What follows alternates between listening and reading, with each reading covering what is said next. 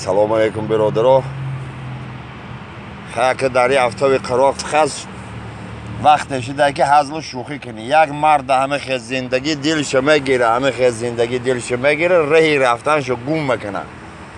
گفته باید من یک کار کنم این زنه که نروی چیت کده بکشم. یک حس شو میخواد زنه که کیفتش بخیه چه از بعد چی گپ شده؟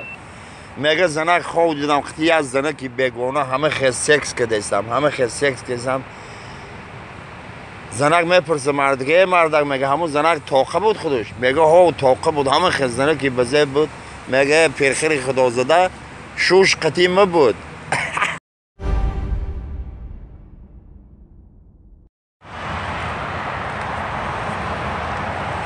سلام علیکم، صبح بخیر.